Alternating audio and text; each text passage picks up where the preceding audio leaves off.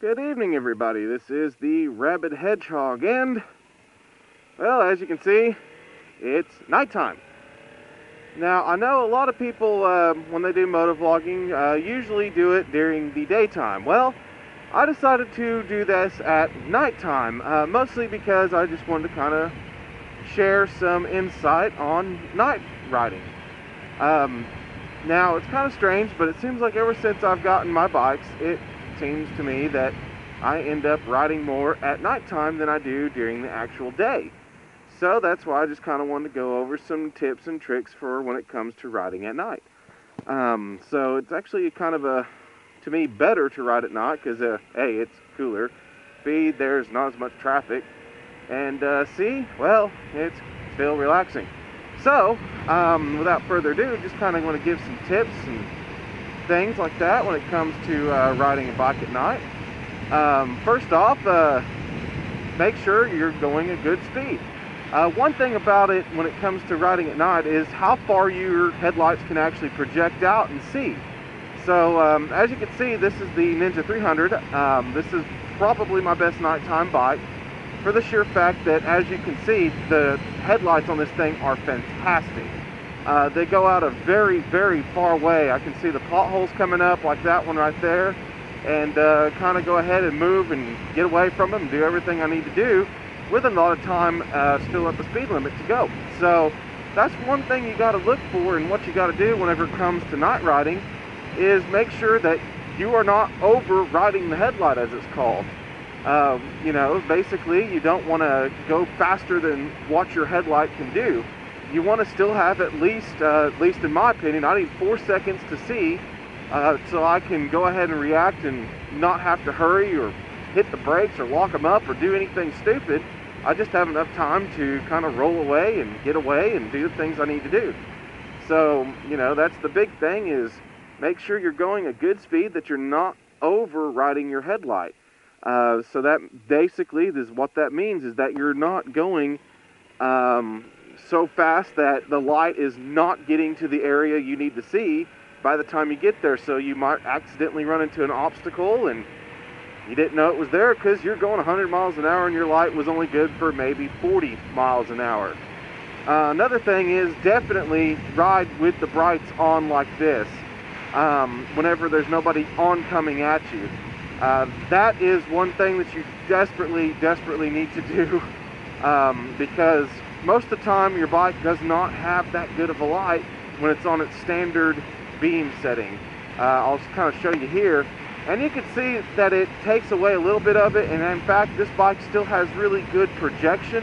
The Harley 1200, when it comes to night riding, it's not as bright as this at all. It's a single head beam, and it does not cover as much territory, and I definitely take it a little bit slower at night until I can get my high beam back on, so that way I can, you know, not crash whenever a car's coming at me or anything like that, because there might be something in the road I can't see in that distance.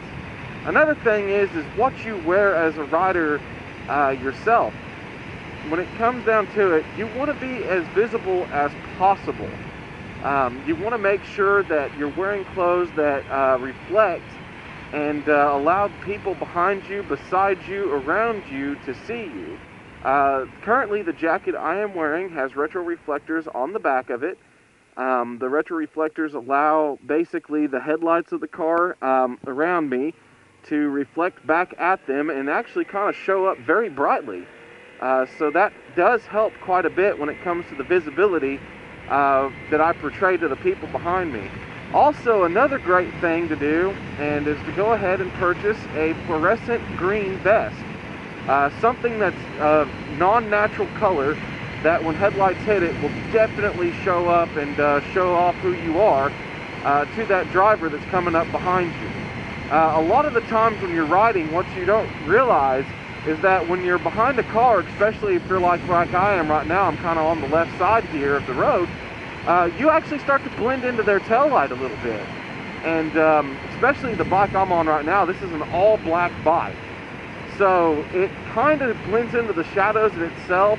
The lights that it may blend into the car in front of me and that tail light. So Normally, whenever I get close to a car, I actually will revert to the middle position of the highway, or to the lane, basically, and that way I kind of show up between the two tail lights. Kind of throws people off. I'm like, well, where's that third tail light coming from? Oh, that's a motorcycle.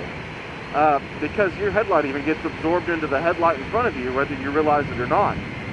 So you definitely want to be visible in that respect. So you kind of show up to that person that's coming up behind somebody, so they know you're between them and that person in front of you.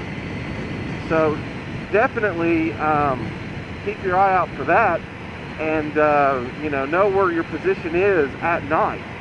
And like I said, just enjoy the ride at night. It's not scary to ride at night at all. Like I said, I actually somewhat prefer riding at night, mostly because it provides less traffic, less things to deal with. It's cooler. Here in Oklahoma, our summers are hot and very humid. We'll have like 70% humidity sometimes on top of 90 degrees or 100 degrees, and it feels like 120 for no reason. And it's just plumb miserable to ride comfortably with all your gear on to keep you safe in that condition. So when it comes down to me wanting to do a long ride, I usually just go ahead and pull up the bike that I'm on right now and go ahead and take her out and enjoy a nice little nighttime ride. Another thing about night riding is you just got to be confident in yourself and your ability of what you're doing. If you don't feel like you can react quick enough when you're riding at night to things coming up, don't ride at night. I don't recommend you going out until you're comfortable with being able to see what the headlight provides for you, to see how fast you can go. I don't recommend just immediately jumping out to the interstate all of a sudden and suddenly you realize, oh, my headlight only goes out 5 feet in front of me and I can't see worth anything. I can't turn my bright on because all the cars that are around me. I'm kind of in a bad pickle. Well, yeah, that's a problem. So I recommend just kind of going around and barely kind of checking it out at 35 miles an hour or so. Most of the time you're not going to outride a 35 mile an hour headlight. That's just not going to happen. Another thing is that when it comes to your eyewear, make sure that you are wearing a clear visor. Don't accidentally have a slightly tinted visor or anything like that whenever you're riding. You want to be able to see clearly in front of you for as far as you can, because of the sheer fact that any tint will take away your vision very quickly, no matter how good your headlight is. So if you're out riding and all you have is that daytime visor on, put it up before it comes nighttime. So that way you're not endangering yourself or anybody else, or that deer that might run out in front of you because you just couldn't see far enough ahead to stop. So, when it comes down to it, night riding is definitely a great thing. It's a different view than what you're used to. Normally you see the trees coming at you, you see this beautiful green. Well, sometimes it's kind of cool to kind of ride out and take a look at the lights around you. This area where I'm at is in the country. The city is behind me. And I'm not really getting any closer to it. I'm actually coming up on the little town of Guthrie, Oklahoma. Well, it's not too little, but it's a nice little town. And it was actually the first state capital of Oklahoma, so it has a lot of significant history to it. And, so it's got some really cool buildings, really cool history. Has the original state capitol still in place. They never tore it down. They keep it preserved, and just a lot of rich history. But it's just cool to live in this area versus the city, because you are away from all the traffic. As you guys can clearly see as I ride right now, nothing in front of me. Nobody behind me, nobody in front.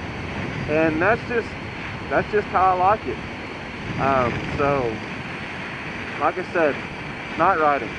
The only thing that you're going to kind of run into, bugs. I don't know how well the camera shows these bugs and how much it's picking up, but they do come out, and that's why I highly recommend wearing your gloves and wearing your jacket, because you're going to get impacted by these things, and they hurt. They hurt a lot. You'll hit a June bug, and you'll know you hit a June bug. You'll hit a grasshopper, you'll definitely know you hit a grasshopper. You'll hit a really good sized moth. You start to get to know what you hit based on how much steam you end up getting. So definitely, you know, be prepared and be geared up correctly for it. And so don't ever get caught off guard, and you know, you're good to go. But like I said, night riding, it's great. Just once again, I'll kind of hit some points. Make sure you don't outride your headlight. Give yourself a good 4 seconds. If you're outriding it and things are coming at you faster than 4 seconds from your headlight's point of view, then you're going too fast for your headlight. Slow it down and enjoy the ride. Second thing, always, just like you do in the day, keep your radar on. Look around. At night, there are a lot more wild animals running around than there are during the day. We'll have deer in this area. We'll have skunks. We'll have possums. We'll have things that'll just run out from anywhere into the middle of the road, and we don't have much time to react a lot of times. So I'm used to it. I've been out here for forever, it seems like, and you know, so that's definitely another thing. Also keep an eye on those drivers coming at you. Sometimes they might not exactly be sober, and they'll cross into your lane and give you a bit of a scare. So just kind of keep an eye on their track. Keep an eye on the drivers behind you, because you blend into that person in front of you, whether you realize it or not. It gets to that point where, like I said, your lights blend into each other, and definitely make yourself more visible by wearing the right gear that keeps you from absolutely being hidden, like completely blacked out from somebody. You want to have something that catches their eye and makes them go, "What's that?" "Oh, person," so they don't hit you. So at any rate, this is the Rabid Hedgehog on night riding.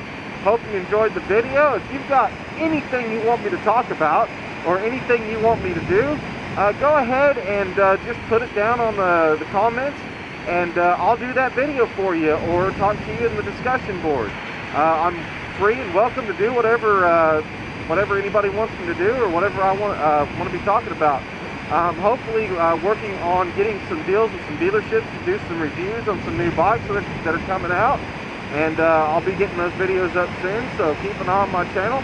Once again, this is the Rabid Hedgehog. Keep the shiny side up. Y'all be safe out there.